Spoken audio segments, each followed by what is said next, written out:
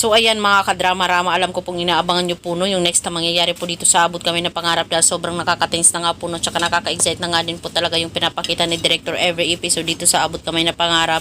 At alam naman po talaga natin mga kadrama ngayon dahil nga po sa pinuntahan nga po talaga nila Madam Chantal itong si Morgana para nga po talaga mailigtas nga po ito sa mga kamay ni Giselle, ay talagang nagkaroon nga po talaga sila ng enkwentro ng mga tauhan ni Giselle at saka yung mga tauhan din ni Chantal. Kaya itong si Madam Chantal ay talagang nabaril talaga ng tauhan niya na si Gilbert.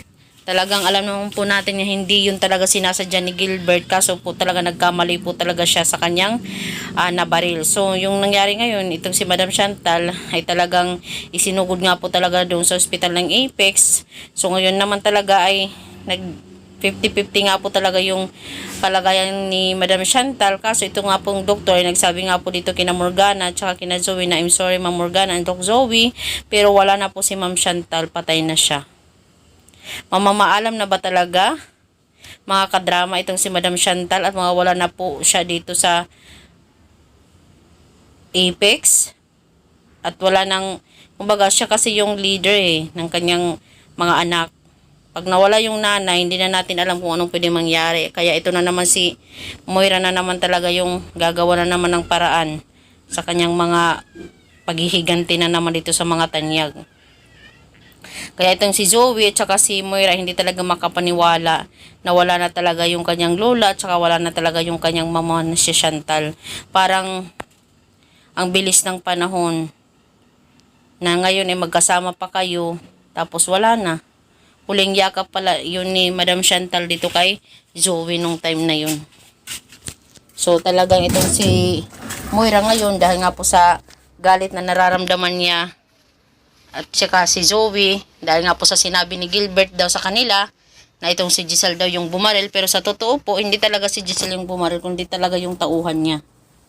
Kaya ngayon nasa isip na naman nila Zoe at saka Moira ay magpaghiganti na naman. Wala pang katapusan yung paghihiganti na ginagawa talaga nila mga kadrama, no? Sana matapos na lang yan yung mga paghihiganti na yan dahil wala talagang mapupuntahan yung salitang paghihiganti dahil maraming tao talaga yung masisira ang buhay, maraming tao ang maapektuhan dahil lamang sa kagustuhan mong maghiganti. Di hayaan mo na lang talaga kung sa totoong buhay man, hayaan mo na lang na si Lord yung sa kanila. Diba?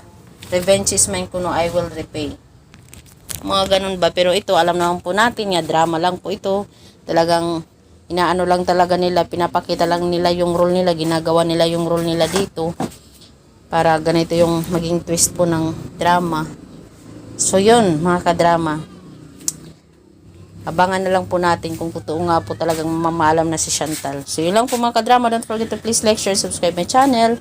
Para sa susunod na video mga kadrama is ma-update ko po kayo. Thank you for watching. Thank you. Bye. Bye mga kadrama, mga kadramatic. Abang-abangers.